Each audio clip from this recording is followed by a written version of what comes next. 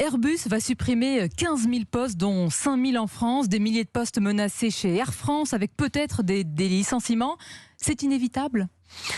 C'est la conséquence des faiblesses du gouvernement, dont je vous rappelle que le ministre de l'économie a accordé 7 milliards d'euros d'aide publique, donc de l'impôt de nos compatriotes à Air France, sans exiger la moindre contrepartie derrière en termes de maintien de l'emploi. Donc c'est évidemment la conséquence des faiblesses du gouvernement. Il aurait fallu conditionner ces aides à une interdiction des licenciements pour Air France ? Oui, bien sûr, il aurait fallu conditionner ces aides au maintien de l'emploi. Ça n'a pas été fait pour Air France, ça n'a pas été fait pour Renault, avec derrière des conséquences qui sont importante en termes de casse sociale. La réalité, c'est que l'emploi subventionne donc aujourd'hui le licenciement, puisqu'on donne de l'argent à des grands groupes. On va attendre de voir si ce sont des départs contraints. On ne le sait pas pour le moment. En fait, ce sont des départs volontaires, mais je pense qu'il n'y a pas beaucoup de Français qui, dans cette période difficile qui s'ouvre en matière économique, sont volontaires pour quitter leur emploi. Sans parler évidemment de l'indécence du patron d'Air France qui s'est octroyé une prime de 800 000 euros.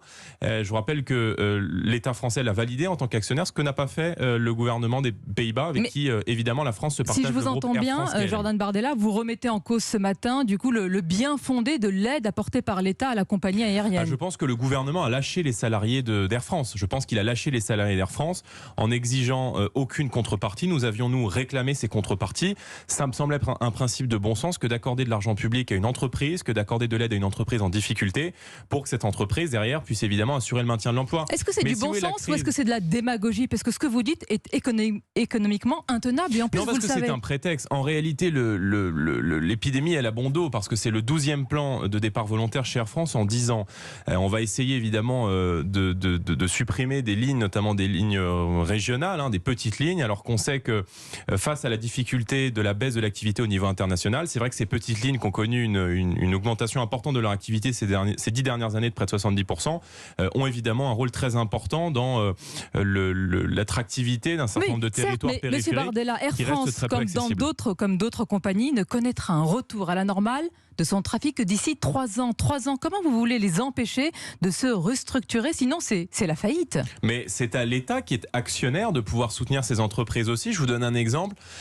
En Allemagne, le gouvernement allemand est monté à 25% du capital de la Lufthansa, ce qui veut bien dire que la Lufthansa qui va supprimer près de 9 000 postes. Quand un gouvernement Monsieur Bardella, 9 000 postes pour la Lufthansa. Le contexte est différent. Mais sur le principe, on trouve des circonstances atténuantes. Sur le principe, l'entreprise, en tout cas une entreprise qui reçoit de l'argent public, ça doit évidemment être conditionné au maintien de l'emploi. Vous prenez l'exemple allemand, Lufthansa. À quoi sert vous prenez un exemple. À quoi sert le versement Jordan Bardella, de l'argent la public ? Lufthansa va supprimer 9 000 postes malgré une aide colossale et conséquente de l'Allemagne. À quoi sert le versement d'argent public à une entreprise qui se sert de cet argent public pour faire des économies et notamment pour supprimer des postes derrière ? Donc je dis que c'est profondément indécent, que c'est encore une fois un acte de faiblesse du gouvernement qui aurait dû effectivement faire beaucoup plus et exiger que l'emploi soit maintenu en contrepartie de ces aides publiques importantes qui ont été données.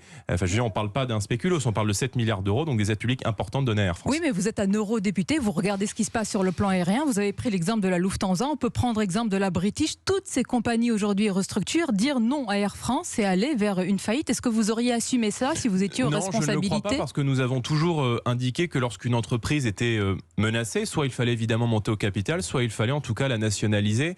Je crois que ce n'était pas en tout cas le cas de figure pour Air France. En tout cas, l'État aurait pu évidemment s'impliquer davantage et surtout exiger des contreparties. Mais c'est vrai que cet esprit de faiblesse qui caractérise le gouvernement entraîne évidemment des conséquences sociales qui sont évidemment dramatiques derrière. Et vous au pouvoir, vous auriez été fort. Est-ce que ce n'est pas facile ce matin, ça ne mange pas de pain, de dire pas de licenciement, mais une fois qu'on est au pouvoir, on doit tenir compte de la concurrence, on doit tenir compte d'un secteur qui est dans des très grandes difficultés ? Non, c'est faux parce que regardez sur l'aide du chômage partiel par exemple qui voit le jour en ce 1er juillet, une évolution du chômage partiel, il y a des exigences en termes de maintien de l'emploi derrière. Donc je veux dire, on impose toujours à nos TPE, PME, à nos petites et moyennes entreprises des conditions, des normes administratives qui sont extrêmement lourdes, extrêmement importantes et qui parfois les empêchent de se développer. Et on a toujours, c'est vrai, une certaine forme d'angélisme et de tolérance sur des pratiques qui ne sont pas acceptables à l'égard de grands groupes. Donc il faut évidemment traiter tout le monde de la même manière.